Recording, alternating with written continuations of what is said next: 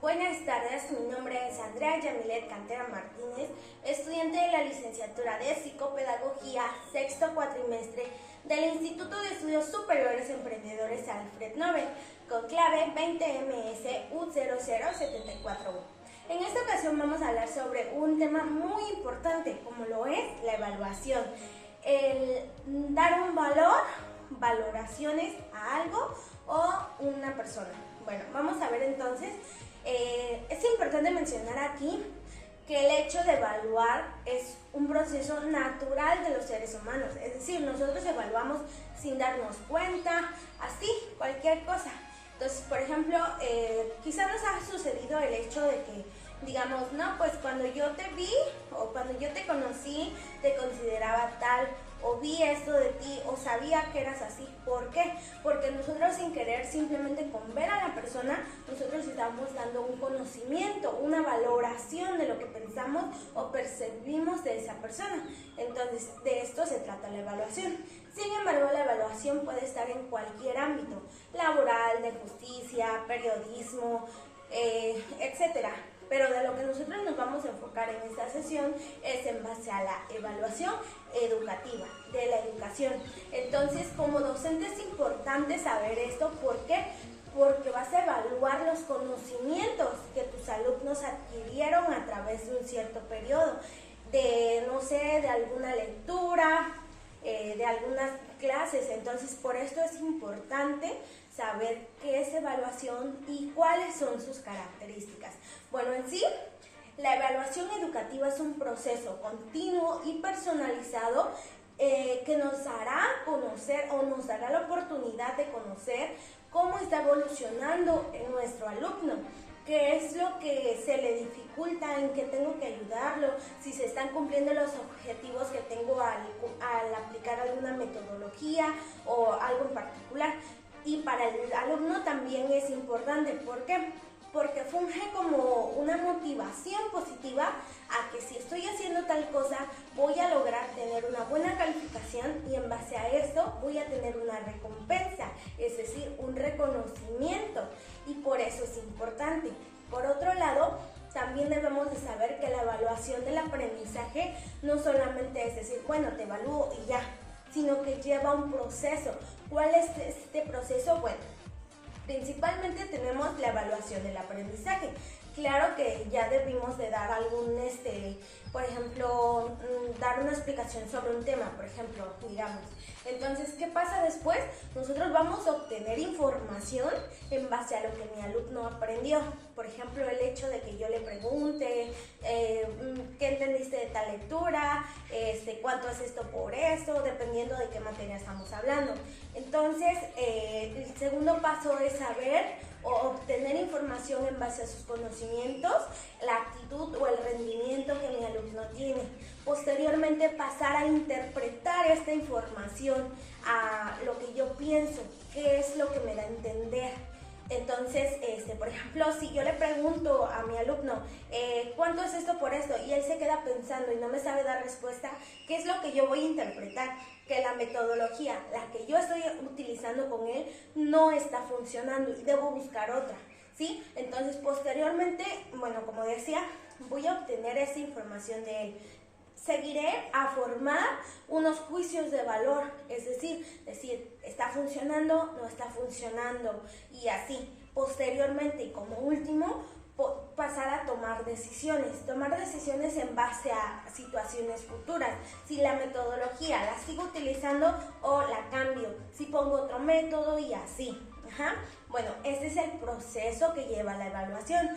Pero, ¿cuáles son esas características que forman la evaluación?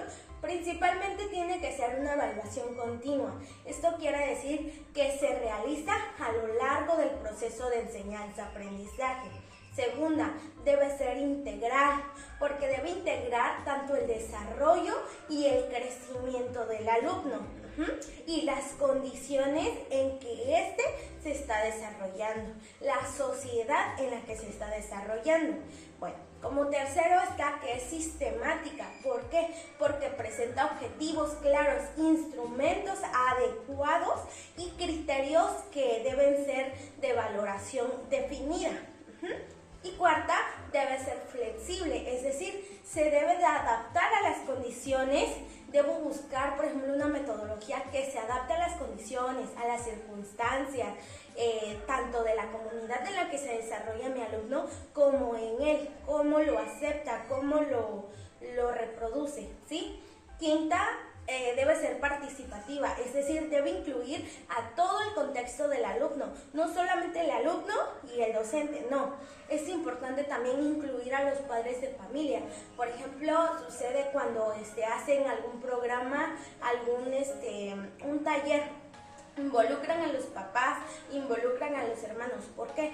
Porque estos son fundamentales para que el alumno aprenda, porque debemos saber que la evaluación, los aprendizajes vienen desde casa. Entonces, por eso la evaluación debe ser participativa, ¿sí? Involucrar a los sujetos del proceso educativo, pero también al contexto que rodea al alumno. Y por último, debe ser formativa, porque permite orientar los procesos educativos, pero de una manera oportuna, para así mejorarlos continuamente. Bueno, en base a toda esta información que yo le he dado, yo hice un material que desde mi punto de vista es importante. ¿Por qué? Porque es una manera en la que yo puedo evaluar a mis alumnos, saber no solamente de una forma sistemática, una forma tradicional, sino también poner un poco de humor, un poco de juego. Sabemos que el juego es muy indispensable, por esto entonces hice esta actividad.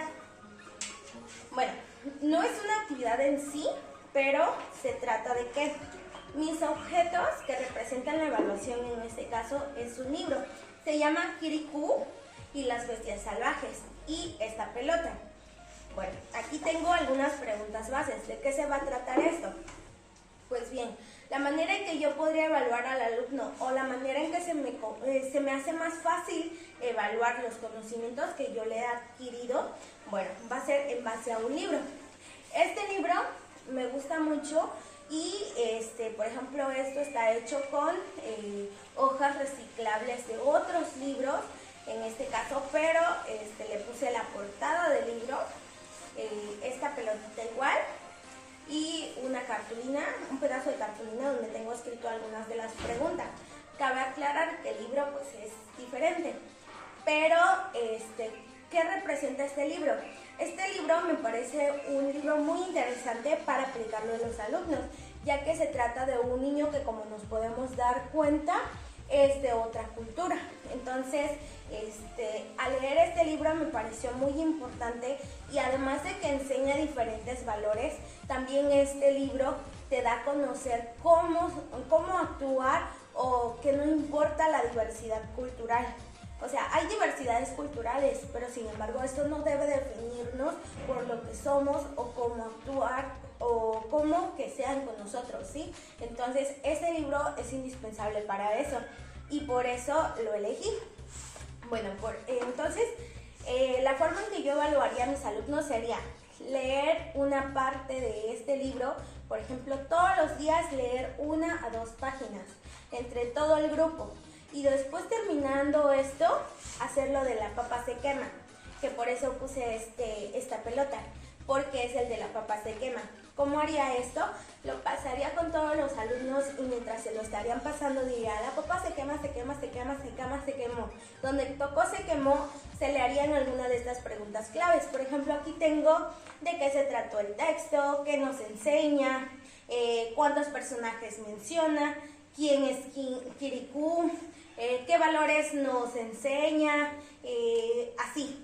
Bueno, entonces, en base a eso, por eso puse este libro, y por eso puse esta pelotita. ¿Por qué? Porque son los dos objetos que, desde mi punto de vista, para mí pueden ser evaluativos, o me representan una evaluación. El evaluar qué conocimientos adquirió de este libro el alumno, y una manera didáctica para ponerlo en práctica, ¿sí? Bueno, esto ha sido todo por hoy. Espero haya sido de su agrado. Muchas gracias.